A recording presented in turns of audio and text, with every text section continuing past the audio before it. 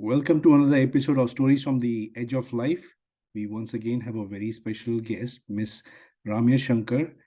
Good morning. Good morning. Would you mind introducing yourself to our audience, please? Sure. Thanks for having me, Parag. My name is Ramya Shankar. I am a musician and I like to connect with others and other things through music because I think it's the most universal language. I'm also music educator and I founded a school. So my school's called Mukti Music, but the children's division is called Raga Monsters. And the goal of the school is just to have kids immerse in the bliss of music and learn rooted in classical Indian classical music, but they're also exposed to all different kinds of rhythms, sounds, and um, musical cultures, so that they can do what they like eventually with that. So yeah. Great, thank you. And I'm Parag Bharadwaj. I'm a hospice and palliative medicine physician in the US. So, Ms. Shankar, tell us about how you came up with the name Raga Monster. Monsters, Yes, right? Raga Monsters. Yeah, Raga Monsters. I mean, Raga is the Indian ter- phrase for what we call as a mode in music, which is just a set of notes. And Indian classical music is called Raga music. It's just Raga is just a huge part of what we do in Indian classical music. And I felt that there was a need for a fun, playful school, as much as our tradition is so deep and rooted in such deep tradition and technique. I felt like the fun element was something that was very needed for kids, especially for the youth in America. So I and this which is where I which is where I'm based out of. So and I have two kids, and my kids, they love to play these games with monsters and the fun monsters. We think of monsters as these really gory, scary creatures, but I think for children they don't have that association. They think of them as really fun and diverse. So and raga music itself is extremely diverse. So we have like thousands of ragas, and you can't really, uh, put something in a box. And monsters can also be thousands of them, just like poke monsters, like pocket monsters. So yeah, so the tagline stuck, and every time I thought maybe I should change the name, my students are like, no, we should just stick with the name. So that's how it happened. Great. So, you are molding the young minds, from what I can tell. And what a better medium than music, right? Right. So music, I think, is um, and I did research in some effects on the brain, because I used to be at one point a bioengineer, and you can really see the effects of music across ages, right? So when they're little, even pregnant women, um, when they sing to their child, or when they're exposed to music, the neurons that are formed are they make more connections just on a high level. And then once they're children, your association starts, right, when you're children, and music is a great way to associate to positive activities, positive experiences, and also just connect with a realm which is hard. It's because it's language bar. There's no language, there's no it's all based on sound. So and music is just a combination of sounds. So yeah, as children, if they exposed to all kinds of sounds and all kinds of phrases of specific sounds, I think it's hugely beneficial. Fascinating. So, I was waiting to hear when that connection between math and music would come. And so you mentioned you're an engineer by background, and that's one of the common themes that I've picked up when interviewing musicians. So it doesn't come as a surprise. And any thoughts in terms of how you view the connection between math and music? Yeah, so I think it's all about patterns, right? And like math itself is fundamentally a bunch of patterns, and a huge part of math is also imagination. So for folks who have come out with their own equations, or the way to apply certain principles, it requires the first step to that is always imagination. It's like you're trying to imagine what what you can do with it. And with music, it's again, it's a bunch of patterns. We think of notes and um, we put them together. Eventually, of course, it sounds like, oh, it's just free flowing. But if you dig deeper, you'll see there are so many connections you can make. And that's one of the connections. That's one of the taglines of our school, which is connections and consciousness through music. So that's I feel like that's a huge common factor. Great. So clearly, a very creative mind, and my understanding is you compose as well, right? Hmm. From the videos that I've seen of you, um, do you have to get into a zone to be creative, or does it just is it free flowing? Do you have to get into a particular frame of mind, or you need to have certain surroundings where you know your creativity that allows your creativity to flow out? Um, what what brings out the creativity in you? Yeah, so that's a great question. I think creativity is within all of us, right? Not just musicians or uh, doctors or just people who do art. But I think if there's something that just strikes a note, right? Pun intended. If something strikes a note within you and you just want to like say it out, like you want to just like there's this wonderful story of Sudha Murthy, wonderful Mrs. Sudha Murthy. She says this thing where she sometimes just can't keep the words in her head. She feels like there's this pot of milk just boiling out and she has to just get it out. So that's how she writes her books, right? Over 20-25 days. And I think I resonate with that. I feel sometimes when like 2 weeks ago the gun story, the gun violence story hit me and I just wanted to stop everything and I wrote a song, right? So when something hits me like that, it's more like an outlet and I'm just trying to say this is what I feel and I hope it touches you as well because sometimes words don't really do it, right? It's beyond the words. So yeah.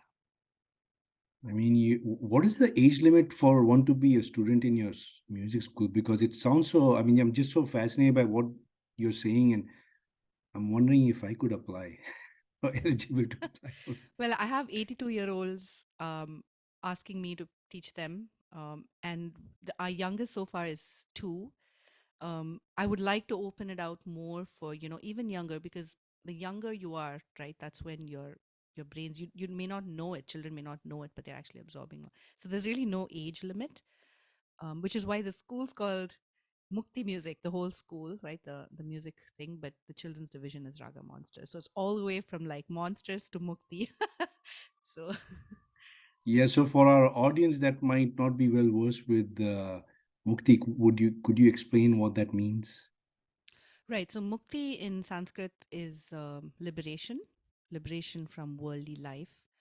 And all of us at some point, we're trying to reach a space where we're all just liberated, right? Moksha. So, and there's no better way, in my opinion, than through music because you can really escape and get to that. Sometimes, I see kids in that mode. It's really fascinating to me. You don't even have to be old to achieve that state. When children are just singing, you're like, wow, they're actually so into it. They're like in a trance. And that to me itself is mukti. So, yeah. Yeah, children definitely are creative. So, and what I'm picking up is the children that you teach are probably actually feeding your creativity as well because you're in the company. Absolutely. I think for me, I think I gain more from them than what I give because I think they are in a space which is it's like they're an open canvas, right? So it's and even as a teacher I feel like it's my duty to not just mess with it too much but kind of give them sort of the right maybe colors to do what they want, right?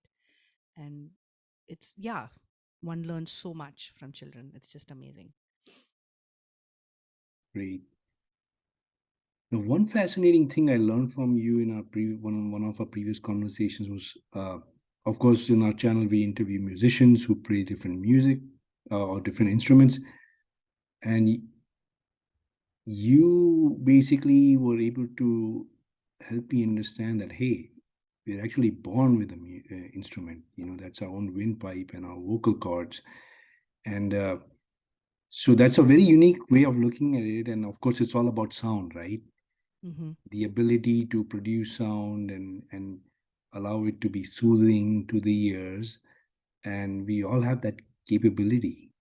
Of course, somebody like me might not sound as good as somebody like you. So, what's your take on the when you teach music? How much of it is based on the sound that uh, comes from within versus the support of the various instruments? Hmm. So I use instruments more as a way of adding to my story, right? For me, my primary um, connection to what I do is my voice, and the instruments are more like, oh, I'm adding this scene to this story, right, to the screenplay. But voice, as you rightly said, I think all of us, most of us, I should say, most of us are born with a voice, right? And with that, there is really endless possibility. It's endless possibility. It's such a moldable instrument. No one really talks about it being an instrument, but it really is. It's actually what we can do with it and produce sound. And it was the most basic thing. If you think about evolution, like human beings, instruments were later when we got creative and invented them. But even back in the day, I imagine hunter gatherers used to just sit outside their cave and make sounds even before words came along. So tones and modes of communication. So that to us is the most natural way of communicating with each other and to oneself. So yeah. Great. So when did you start gravitating towards music yourself? I mean, you spoke about children that you train. How about you? When you mentioned you're an engineer, uh, but you Yeah. also have trained in music. So tell us about your personal journey. So I, ever since I can remember, I was fascinated by music, sound, and there was lots of music playing in our house.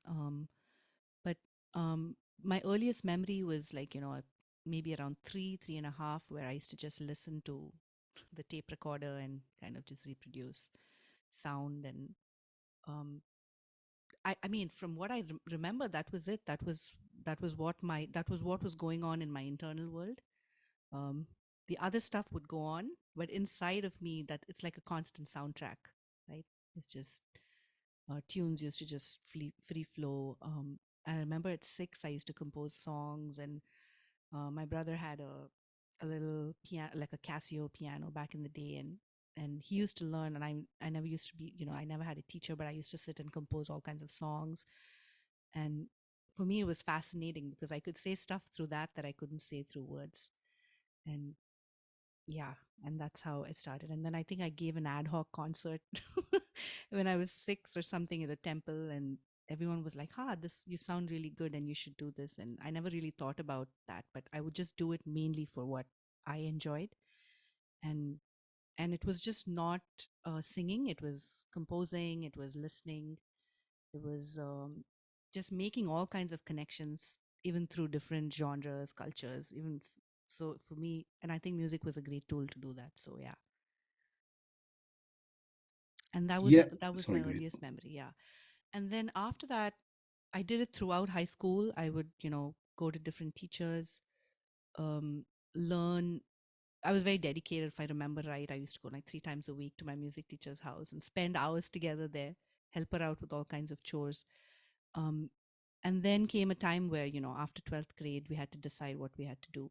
It was always something that I did, but I ended up choosing engineering. And I felt like there was a path to me that was very what you do amazingly, right, is to do service through medicine. And so I ended up doing biomedical engineering. I wanted to do research, and I ended up coming to the States, doing my master's, enrolling in a PhD program. And um, my PhD was very interesting, but my heart was always here. I could tell that it was, always music. And then, of course, with the immigrant thing, you need a visa. So I had to get a job. But I did get into Berkeley College of Music back then. I applied. Um, and so, yeah, so the journey has always been, my cousin rightly told me that for you, music has always been your thing. The other stuff has been a distraction, if that makes sense. So now I'm back to doing what I'm meant to do, I guess. Yeah, it's I'm sure it's very gratifying to do what you really love, right? Yes, it's very peaceful. Yes. Yeah. And I think it shows. So where does one access your works? Is it I know you're on Instagram. Hmm. Any other platform that folks should be looking at in terms of following your musical journey? Yeah. So my music is a lot of it is online. It's on Instagram. Um, I have a website, ramyashankarmusic.com. So that's my independent music where I work with really musicians from all walks of life. You know, there's Carnatic, Hindustani, there's rap, there's recently rap, pop, indie pop. But my focus has been on jazz. So I've been trying to kind of merge Indian classical music with the American Standard Songbook, the Great American Songbook they call it, and that's been my focus over the last 5 years or so. And that should be out. There should be an album coming out soon. Um, yeah, I work with sound engineers, so all of that is on my independent site. And my music school is ragamonsters.com. So that is for children, dedicated to music education. Great, and we'll add those links in the description of the interview. So to our audience, feel free to follow uh, the great journey. Uh, yeah, the other thing I found fascinating is you've trained. It seems like in the classical Indian genre, when one listens to some of your music, you didn't bring up jazz, right? So Hmm. there's a fusion aspect to it, and so is that something difficult in the field of music, or is it something that just comes naturally? Do you have to train yourself to do that? The fusion or the The fusion, because they're two yeah, different genres, right? You're bringing them together. yeah. So I think so again, it should make sense, right, to oneself. Like I can't just take something and try to put them together, and that would be more like copy paste, right?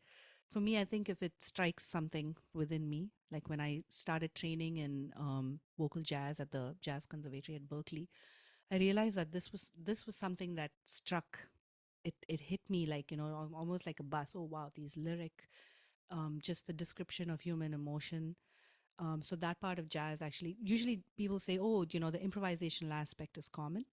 But for me, I felt that the lyrical aspect was so beautiful that it just like, I was like, wow, I can actually. And then there are, of course, the emotions which the raga stuff can bring. So for me, I think the merging from what I hear is when you know, I started doing open mics just to test it out. And I did hear from a lot of pretty serious, well-respected jazz musicians that it is something it is sounding authentic. It's not just something that I'm just fusing together. So I did a lot of testing over several years just to get to where I am, and I think that sort of should answer the question about the fusing. I think it's not just taking something and putting together, but it's more about whether the merge is actually organic and tested over time to different ears and different souls, etc. So yeah. Great. So what should we expect down the road from you in terms of your creativity? What are you working on? You said you're working on one project, but I also see you uploading Hmm. videos quite frequently on Instagram. Anything? Do you have a pet project? Yeah, my pet project's been it's really been unfolding over years, but I think it speaks very strongly to me is this is merging of Carnatic music and the songbook. I do have tons of other music that I keep writing every week. A lot of it doesn't come out, Parag. But for whatever I try to put out, it's just a very momentary thing. I'm like, this is what I want to say, so I say it. But yeah, and we also have a Raga Monsters children's album that we're working on. A Raga Monsters choir that we're putting together, where children are singing like Raga blues and this sort of the stuff that I do, but in a sort of a simpler way, so that they can also start doing this. Um, it's really exciting. Yeah, feel free to have them join us. We'd love to have them, and you know, happy to showcase their performances as well. Thank you so much.